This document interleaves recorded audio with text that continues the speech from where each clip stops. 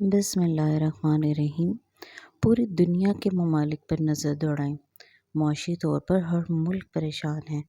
دنیا کی حکومتیں سر توڑ کوششیں کر رہی ہیں کہ کسی طرح ہم اپنے لوگوں کو ریلیف دیں۔ ایک واحد پاکستان ہے جہاں سیاستدان یہ سوچ رہے ہیں کہ عوام کا خون کیسے نچوڑنا ہے اور اس ملک میں الیکشن کے نام پر سلیکشن کب کروانی ہے۔ اندازہ کریں، عوام الناس کو کھانے کے لالے پڑے ہوئے ہیں۔ مڈل کلاس بری طرح پس رہی ہے۔ روزمرہ کی ضروریات پوری کرنا پہاڑ سر کرنے کے برابر ہے اور الیکشنز کے لیے عدالتوں میں درخواستیں دی جا رہی ہیں۔ جن لوگوں نے کبھی کما کر نہ کھایا ہو، جن کے بچے مفت میں پل رہے ہوں، جو تماش بین فطرت کے مالک ہوں، جو اس ملک کو چلنے نہ دینے کی قسم کھائے بیٹھے ہوں، ان لوگوں سے خیر کی توقع نہیں۔ ایسے لوگ اس بات سے بے پرواہ ہیں کہ ملک کے معاشی حالات الیکشنز کے متحمل نہیں ہو سکتے، کیونکہ انہیں عام آدمی کی مشکلات کا سامنا نہیں ہے، اس لیے انہیں احساس نہیں۔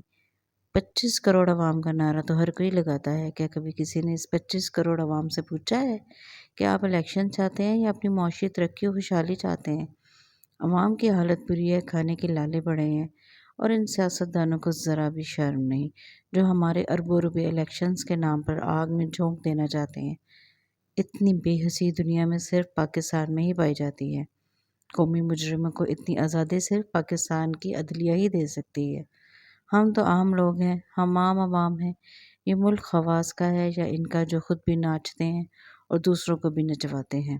ہمارے پیارے نبی حضرت محمد صلی اللہ علیہ وآلہ وسلم نے تو عام اور خاص کا کوئی فرق ہی نہیں رکھا تھا۔ انہوں نے تو ہمارے لیے تقویٰ پر برتری کے معیار بنائے تھے، اور ہمارے قاضی انصاف کرتے ہوئے عام اور خاص کو دیکھتے ہیں۔ کیا روز محشر عام اور خاص کا فرق ہوگا؟ کیا زمین سے 6 فٹ نیچے عام اور خاص کا فرق ہے؟ ہاں، اللہ کے آگے حساب کتاب میں یہ فرق ضرور ہے۔ خواص کا حساب کیسے ہوگا سب جانتے ہیں۔ خدا را اس ملک اور اس عوام کے حال پر رحم فرما دے۔